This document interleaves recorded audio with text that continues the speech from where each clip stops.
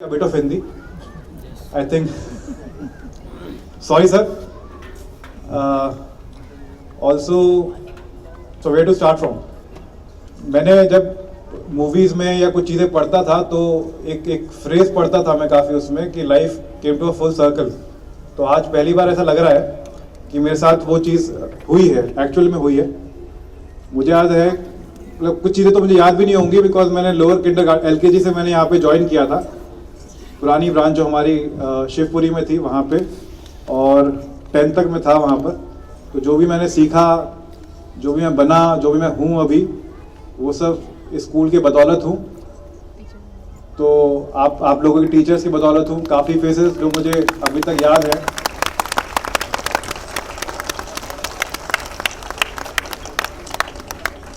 और पहली बात ये है कि मैंने आपको सबको अप्रिशिएट कर दिया है। बहुत अच्छा आपका परफॉर्मेंस था। 2-3 घंटे इतनी ठंड में आप लोगों ने इतना अच्छा परफॉर्म किया। बहुत वाइब्रेंट, बहुत डाइवर्सिफाइड। शायद हमारे टाइम पे जो एनुअल फंक्शन होते थे उससे काफ़ी टाइम्स बेटर था आपका। तो you deserve a big round of applause. मतलब हमारे टाइम पे इतने भी खराब नहीं होते थे।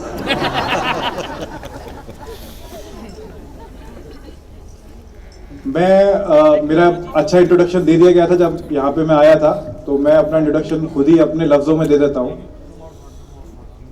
मेरा नाम अभिमन्यु मांगलिक है। मैं यही का बुलंदशहर का ही रहने वाला हूँ। जैसे आप लोगों ने स्टार्टिंग में बताया, मेरे पेरेंट्स, मतलब मेरे फादर चार्टर्ड अकाउंटेंट हैं, मेरी मदर हाउस मेकर है। और मैं स्कूल में 95 में आया था। और मेरी लाइफ की स्कूल में आने के बाद प्रॉब्लम ये थी कि मेरा सरनेम मांगलिक था, और मेरी सिस्टर भी इसी स्कूल में पढ़ी थी। वो मुझसे 3 साल सीनियर थी। तो जब भी मैं किसी क्लास में जाता था तो पढ़ने में इतनी ब्राइट थी कि टीचर्स को अलग तरह की एक्सपेक्टेशन होती थी मुझसे। ज़्यादा टाइम लगता नहीं था, एक्सपेक्टेशन डाउन हो जाती थी।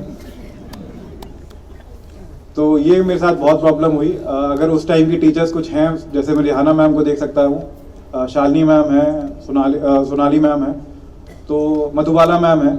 इन सबको याद था कि जब भी मैं आता था, मेरी क्लास टीचर किसी ना किसी क्लास में रहती थी, और सबसे पहले मेरा रोल नंबर 2 या 3 होता था, अभिमन्यु नाम था।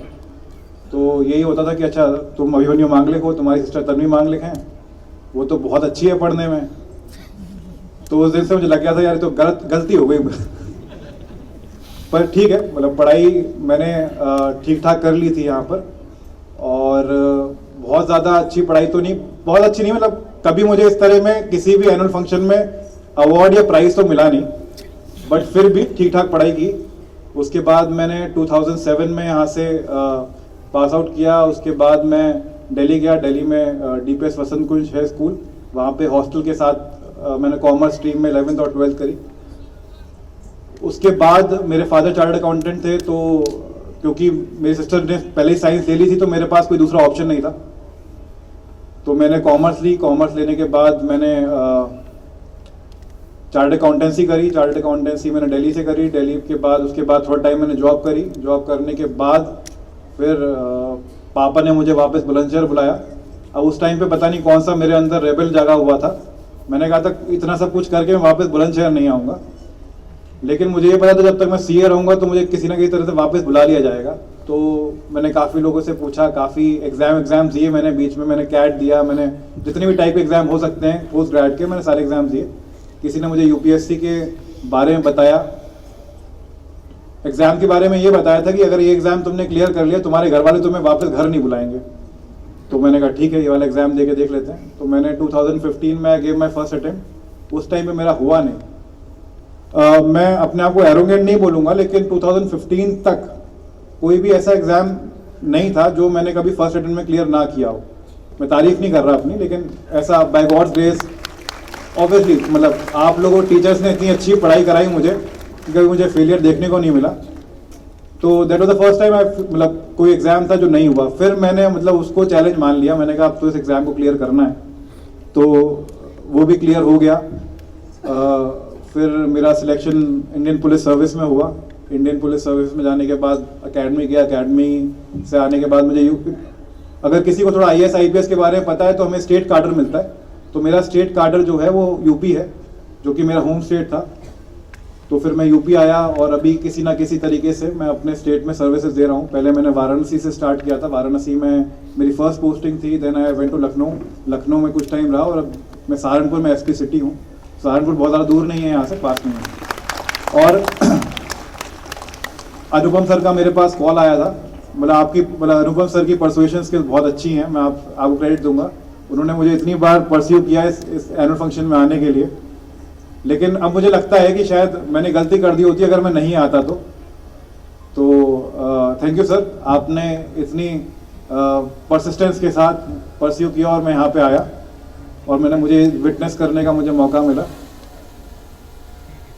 तो कुछ चीज़ें थी, जैसे आपका थीम है आज प्रेरणा प्रवाह, तो मैं इतना बड़ा तो नहीं हुआ हूँ या इतना मैंने कुछ अजीब तो मैं मानता नहीं हूँ मैंने किया है कि मैं आपको इंस्पायर कर सकूँ या इंस्पिरेशन लगूँ, लेकिन कुछ चीज़ें जो मेरी लाइफ में मैंने सीखी या मैंने अपनी गलतियाँ करके कुछ चीज़ें कुछ करी जो मेरी लाइफ में वर्क कर गई, तो मैं कुछ वो चीज़ें आपसे शेयर करना चाहता हूँ, पेरेंट्स के लिए भी, स्टूडेंट्स के लिए भी।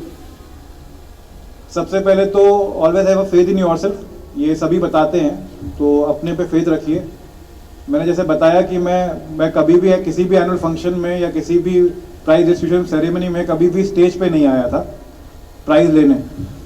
अगर असेंबली में भी आता था तो मैं थॉट ऑफ द डे बोलने आता था लास्ट में, तो वो मेरा यूएसपी था।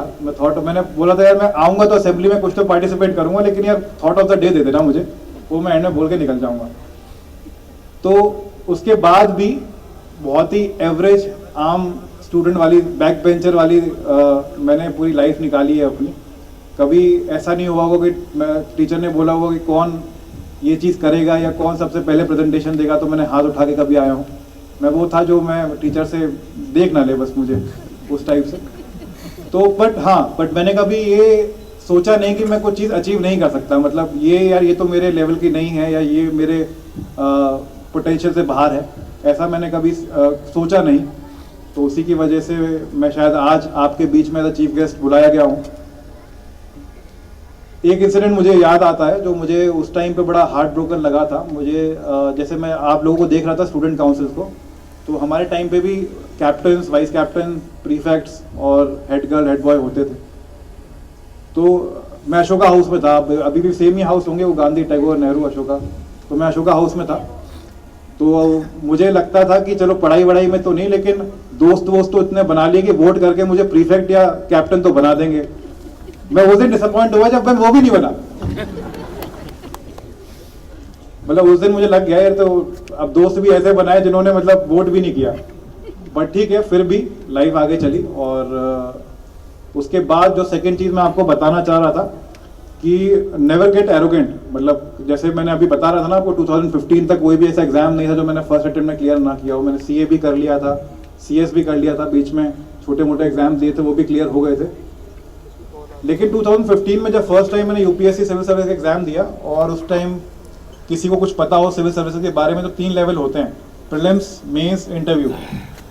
अभी जानने की जरूरत नहीं है, अभी बहुत दूर है, मैं तो आपसे बोलूंगा भी नहीं कि अभी आप इतना पता करो सिविल सर्विस के बारे में। तो प्रीलिम्स भी नहीं हुआ था मेरा, और उस टाइम पे पहली बार मुझे लगा कि मतलब फेलियर देखी तो मैं ये नहीं समझ पाया कि मुझे रिस्पॉन्ड या रिएक्ट कैसे करना है। तो वो कभी मत रखना, मतलब कोई भी अहम एरोगेंस मत अपने अंदर लेके आने देना कि भाई ये एग्जाम तो मैं क्लियर कर लूंगा, ये तो मैं कर लूंगा, ये तो बहुत छोटी चीज़ें हैं। तो ऐसी कोई भी छोटी चीज़ नहीं है। जब भी आपको लगता है कि ये चीज़ तो आपके लिए इट्स लाइक चुटकी का खेल है, वो हो जाएगा, बट वही चीज़ें आपको कभी ना कभी लाइफ में प्रॉब्लम या फिर ऑब्स्टिकल दे सकती है। तो कभी भी एरोगेंस मत रखना, कभी भी आप कितना भी अचीव कर लो, आपके जो रूट्स हैं, आपके जो पेरेंट्स हैं, आपके टीचर्स हैं, आपके जो फ्रेंड्स हैं, जो आपके साथ नर्सरी से या स्कूल से थे, उनको कभी मत भूलिएगा।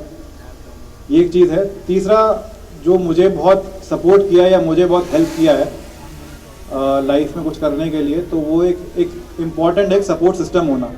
आप कुछ भी कर रहे हो, जिस टाइप की मैं जॉब में हूँ अभी, बहुत सीरियस टाइप की जॉब में हूँ, लगता नहीं है मैं जब बात कर रहा हूँ कि मैं इतनी सीरियस टाइप की जॉब में, क्योंकि मैं रहता नहीं हूँ सीरियस ज़्यादा। एक सपोर्ट सिस्टम बहुत इंपॉर्टेंट है। सपोर्ट सिस्टम किसी भी फॉर्म में हो सकता है, आपके पेरेंट्स हो सकते हैं, आपके फ्रेंड्स हो सकते हैं, आपका पार्टनर हो सकता है, तो वो आप ज़रूर रखिएगा। मेरे लिए अच्छी बात थी कि मुझे एक इसी स्कूल से मुझे इतने अच्छे फ्रेंड्स मिले जो आज तक मेरे साथ हैं। अभी तक जो लोअर केजी भी क्या, प्ले स्कूल था मेरे टाइम पे, अब तो पता नहीं, वो टीचर्स कॉलोनी में मैं रहता था, तो पीछे वहाँ पे एक एजुकेटर्स करके एक प्ले स्कूल हुआ करता था, वहाँ के मेरे फ्रेंड्स आज तक मेरे साथ हैं। और बहुत अच्छी बात है, ऐसे मतलब सबको इतनी अच्छी किस्मत नहीं मिलती। डिफरेंट लेवल्स पे जब भी मैंने एग्जाम्स दिए या कोई प्रिपरेशन करी, वो मेरे साथ थे। और ये बहुत बड़ा ब्लेसिंग होती है कि आपके पास ऐसे फ्रेंड्स आपको मिले जो आपकी सक्सेस में खुश हों। आपने सबने शायद 3 इडियट्स मूवी देखी होगी, तो उसमें एक डायलॉग था कि फ्रेंड्स के फेलियर से ज़्यादा चीज़ जब बुरी लगती है जब आप पास कर जाओ और फ्रेंड आपको टॉप कर जाए। तो ऐसे फ्रेंड्स भी होते हैं जिनको आपकी सक्सेस से या आपको आगे बढ़ते हुए देख के प्रॉब्लम हो सकती है, लेकिन मेरे साथ ऐसा नहीं था। मेरे साथ मुझे अच्छे फ्रेंड्स मिले, मेरे पेरेंट्स ने मुझे बहुत सपोर्ट किया, मैंने जो बताया मेरी सिस्टर थी उसने मुझे बहुत सपोर्ट किया।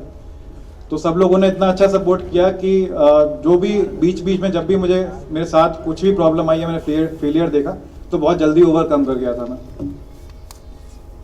4th चीज़ बहुत इंपॉर्टेंट चीज़ है एक लाइफ में। अभी आप पढ़ रहे हो, आप एकेडमिक्स में हो, लेकिन कभी भी अपना पैशन या जो भी आपको पसंद है चीज़ परस्यू करनी, कुछ भी हो सकती है, आपकी हॉबीज़ कुछ भी हो सकती हैं। आपके सामने परफेक्ट एग्जाम्पल है कि आज शायद मुझे बुलाया गया है क्योंकि मैंने कोई एग्ज़ाम क्लियर किया है। आपके सामने 2 टैलेंटेड इन्फ्लुएंसर्स क्रिएटर्स हैं, जो एक बंदा जो क्रिकेट खेल के चुका है और अभी एंटरटेनमेंट इंडस्ट्री में है। तो मेरी जो लाइफ में बस 2 ही चीज़ मैंने फॉलो करी थी दिल से, शिद्दत से, एक क्रिकेट और एक मूवीज़। और मैंने इनफैक्ट यूपीएससी के एग्जाम्स में भी एक डिटेल एप्लीकेशन फॉर्म होता है, उसमें आपको भरना होता है कि आपकी हॉबीज़ क्या है। तो मैंने यही एकदम बेशर्मों की तरह, सब लोग बोलते हैं कि थोड़ी सोफिस्टिकेटेड हॉबी बननी चाहिए यार, हम पता नहीं क्या क्या बर्ड वॉचिंग, पता नहीं क्या क्या भरते थे लोग, इतनी ऐसी कि भाई उसमें ही प्रॉब्लम हो जाए, किसी को कोई क्वेश्चन पूछ ले। तो मैंने ब्लेटेंटली ऑनेस्टली मूवीज़ और क्रिकेट लिखा था। और मूवीज़ तो मैंने इतनी देखी हैं, पहले भी देखता था, अभी भी देखता हूँ। पहले शायद मैं शौक की तरह देखता था, बट अब इस तरह के प्रोफेशन में आ गया हूँ कि अब मूवी देखने मज़ा आता है। और पुलिस में हूँ तो काफ़ी कुछ सीखने भी मिल जाता है मूवी से। तो ये सारी चीज़ें हैं, मैंने कभी मतलब क्रिकेट और मूवीज़ को देखना नहीं छोड़ा। इनफैक्ट अभी हम बात ही कर रहे थे मैं और लखन कि कुछ यादें रहती हैं जब आप क्रिकेट फील्ड में अपनी टीम के साथ खेल रहे होते हो, क्रिकेट मैच देख रहे होते हो, और वो यादें इतनी विविडली आपके दिमाग में एच हो जाती हैं कि आप कभी भूल नहीं पाते हो और काफ़ी सीखते भी हो। जितना आप मतलब इन द क्लासरूम सीखते हो, ऑफ द क्लासरूम तो आप कुछ बहुत ज़्यादा सीख सकते हो। तो जो भी आप एक्स्ट्रा करिकुलर परस्यू करते हो, जो भी फॉलो करते हो, वो आप करिएगा, बहुत अच्छे से करिएगा। और कोई भी एग्ज़ाम या कोई भी चैलेंज को ना अपनी लाइफ से बड़ा मत बनाना, ये बहुत इंपॉर्टेंट है। कोई भी ऐसा एग्ज़ाम या कोई भी किसी चीज़ को इतना बड़ा मत बना लेना कि साहब ये नहीं हुआ तो उसके बाद मैं क्या करूँगा, या मेरे पास कोई फॉल बैक ऑप्शन नहीं होगा। ये गलत है। आप कुछ भी चीज़ को इतना बड़ा बना लेते हो कि नहीं ये तो मुझे करना है, तो उसके बाद आपको ये नहीं पता होता कि अगर वो आपसे अचीव नहीं हुई तो आप दूसरा क्या करोगे, तो आप लॉस हो जाओगे। तो हमेशा एक backup option, fall back option हमेशा रखना, प्लान बी लाइफ में हमेशा रखना।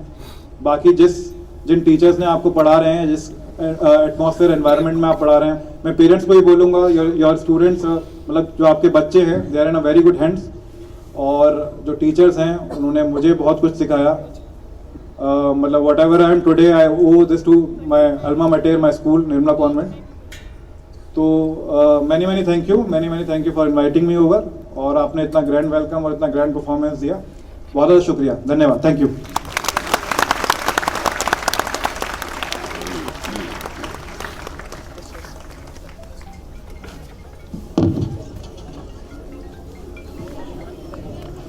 Thank you, sir, for your golden words. Your words of inspiration will remain in our hearts and minds and will help us to strive for a better future.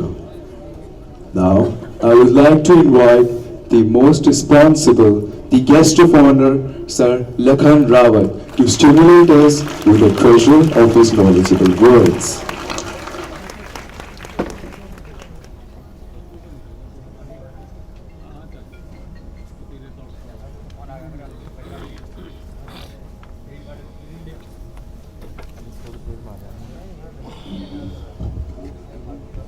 Hello everyone. Mummy जोर से hello चाहिए मुझे। Thank you. सबसे पहले thank you so much for inviting me here. मेरे लिए बहुत proud moment है इस टाइम, गूज़बम्स अभी भी आ रहे हैं। और स्टेज पे ऐसे फेस करने की आदत कभी नहीं है, स्टेज परफॉर्मर कभी नहीं रहा। एक बार बस हाँ एक रोल किया था, गधा बना था, बना नहीं था बनाया था, सोनाली मैम ने टैगोर हाउस में। तो मुझे उस टाइम तो बड़ा बुरा लगा, घर जाके बता रहा हूँ मम्मी देखो गधा बनाया मुझे।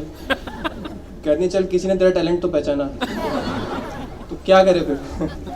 बट हाँ एक ये है ना कि मैम कन्विंस ऐसे कर रही थी कि कोई बात नहीं, जिनको दूसरा रोल मिला है और जिनको आपका रोल मिला है, आप दोनों को कुछ ना कुछ रोल मिला है, अपना रोल अच्छे से निभाओ।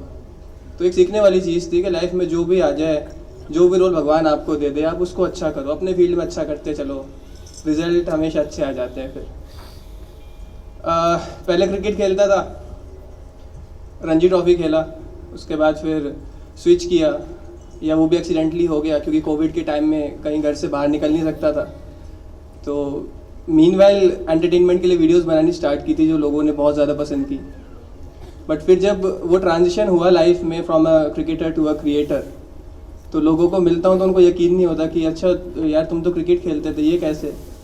तो मैं बोलता हूँ कि मेरे को कभी बंदना सिखाया ही नहीं, मुझे कभी बताया ही नहीं कि आप सिर्फ एक ही चीज़ के लिए बने हो। मैं गधा भी बन सकता हूँ, मैं क्रिएटर भी बन सकता हूँ, मैं क्रिकेटर भी बन सकता हूँ। तो ये सब मैंने मेरे स्कूल से सीखा, ये सब मेरे टीचर्स ने मुझे सिखाया। और बहुत कम लोगों को पता होगा मैं पोइट्री भी करता था, मैं लिखता रहता था। मेरे स्कूल के जो बुक वो जो कॉपी के सबसे लास्ट वाले पेजेस होते हैं, आप लोग भी कुछ ना कुछ उस पर आर्ट बनाते रहते होगे अपने, है ना, रफ कभी कभी कुछ। तो मैं पोइट्रीज लिखता था। मैम ने पकड़ के एक बार देख लिया, मैम है भी यहाँ पर मुझे दिख रही हैं, हिंदी वाली टीचर थी हमारी। यस मैम, कैसे मैम आप। तो मैम ने शिकायत कर दी घर पर जाकर, पीटीएम में पापा है कि देखो तो पोइट्री लिख रहे हैं, मतलब ठीक ठाक है सब कुछ या नहीं। अब पापा से घर जाके उन्होंने बोला कि बेटा ये जो तूने लिखी ना मेरे को व्हाट्सएप पे फॉरवर्ड कर, इसको मैं आगे भेजूंगा लोगों को। तो ये वर्ड ऑफ मोटिवेशन थे कि किसी भी चीज़ के लिए कभी मुझे रेस्ट्रिक्ट नहीं किया। हर टीचर ने बहुत प्यार दिया, बहुत ज़्यादा। और अब यहाँ पर हूँ ना, तो एक उसी टाइम की लिखी हुई पोएम जो मैंने क्लासरूम में बैठ के लिखी थी, वो मैं आपको सुनाना चाहता हूँ। और मैंने सोचा था कभी ये करना है मुझे, और जो करना है वो मैंने लिखा था, वो मैं आपको सुनाऊंगा और आप लोग सुनना। जो जिद हो पूरी तो हर फूल यहाँ खिलता है, जो आंसू बहाने से ना मिले वो पसीना बहाने से ज़रूर मिलता है। जिनकी जिद हो दरिया पार की, ना हद हो कोई खुमार की, मन में एक तड़पन हो, सर में पागलपन जो हो। बहानों का साहब फिर वक्त ही कहाँ मिलता है, जो आंसू बहाने से ना मिले वो पसीना बहाने से ज़रूर मिलता है। जो अपने जुनून को खुदा कहता है, उसे क्या फिक्र दरिया की शोर बहता है। हर घर में एक सितारा, हर गली में एक हुजूर मिलता है, जो आंसू बहाने से ना मिले वो पसीना बहाने से ज़रूर मिलता है। क्या होगा कल इस बात का गम ना हो, मेहनत तेरी बस कम ना हो। क्या होगा कल इस बात का बस गम ना हो, मेहनत तेरी बस कम ना हो। इतना करना बुलंद खुद को जितना किसी में दम ना हो। तबीयत से चोट मारो तो लोहा भी पिघलता है, जो आंसू बहाने से ना मिले वो पसीना बहाने से ज़रूर मिलता है। And thank you so much for a meaningful message. जो भी आपने स्क्रिप्ट प्ले किया बहुत अच्छा था। किस तरीके से हमारे देश का टैलेंट जो बाहर चला जाता है, हमारे देश के काम नहीं आ पाता, जिनको उस काबिल बनाने के लिए हमारे देश के रिसोर्सेज लग जाते हैं पूरे तरीके से, फिर वो कहीं और जाके किसी और देश की जीडीपी में अपना हिस्सा दे रहे होते हैं। तो इस चीज़ को भी लेके मुझे एक डॉक्टर कुमार विश्वास सर की एक छोटी सी कविता याद आ रही है, जिसको देख के मैं काफ़ी ज़्यादा जुड़ा रहा और एक वो ग्राउंडेड फील रहता है उससे हमेशा। वो ऐसे है कि भारत माँ के हम परिंदे, आसमां है जद हमारी, जानते हैं चांद सूरज, जिद हमारी जद हमारी। भारत माँ के हम परिंदे, आसमां है जद हमारी, जानते हैं चांद सूरज, जिद हमारी जद हमारी। हम वही जिसने समंदर की लहर पर बांध साधा, हम वही जिनके लिए दिन रात की उपजी न बाधा। हम वही जो शून्य में भी शून्य रचते हैं निरंतर, हम वही जो रोशनी रखते हैं सबकी चौखटों पर। तो जैसे अभी वो गुप्ता जी वाला प्ले हुआ था ना, कैसे एक पड़ोसी के काम आ गए, सब तो इसी देश में होता है ना। हम वही जो रोशनी रखते हैं सबकी चौखटों पर, उन उजालों का यही पैगाम ले आए हैं हम हैं देसी, हम हैं देसी, हाँ मगर हर देश में छाए हैं हम। तो बस ये देसीपना अपना कहीं जाने मत देना। Thank you so much. Thank you so much for the lovely time and for inviting me here. Speechless अब. Bye bye.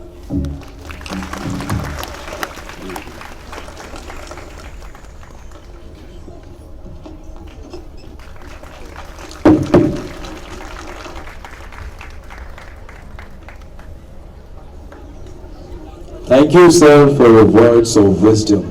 We'll try to inculcate your ideology in our lives. As we express our gratitude, we must never forget that the highest appreciation is not to utter words, but to live by them. Gratitude is what makes sense of our past, brings peace for today, and create a vision for tomorrow. So, to give a final touch to our today's program, I would like to invite my most of the friends for the vote of thanks. On behalf of all students, staff and the school management, I would like to thank first and the foremost the Almighty God, creator of the whole world. May His name be praised above all other names. Our sincere thanks goes to our most honorable chief guest, Sir Abhimanyu Mangle, and our guest of honor, Sir Lakhan Rawat and Ma'am Neetu Bish Rawat, for sparing their precious time in spite of their busy schedule. We are highly grateful to all sisters of CFMSS family, fathers and the principals of various reputed institutions who have taken out time from their rush hours to enhance confidence among the participants. We are extremely thankful to our respected parents for their benign presence and continuous support and cooperation, without which the success of the program would be impossible. We render our gratitude to our teachers and other staff members for their endless efforts and commitment to guide and train the students for their contribution to the entire function. We also pay our gratitude to our alumni and PTA members who have taken keen interest in the smooth conduct of the program. We would like to express our sincere thanks to EK team and photographer team from City Color Lab for giving an excellent coverage to this grand event. We would like to enroll our thanks to the decoration team, that is, the students and the teachers who have adorned the surroundings with their best efforts. We also thank our supporting staff, office staff and all the people who have marked behind the curtain for extending their full cooperation, hard work and support in the arrangements of this program. An event like this can't be made possible with only overnight efforts. The wheels started rolling weeks ago. Therefore, we wish to thank everyone for their involvement and their willingness to take on the completion of tasks beyond their comfort zones. Thank you.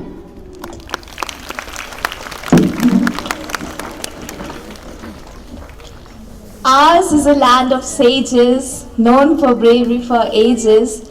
None can with it compete, its culture none can beat. Whatever caste or religion, all live here in unison. It's a land of high mountains, with rivers and sparkling fountains. Its green forests are pretty and are source of prosperity. Let's for it work hard, for its safety beyond guard. Now, we would like to request you all to please stand at your respective places for the national anthem.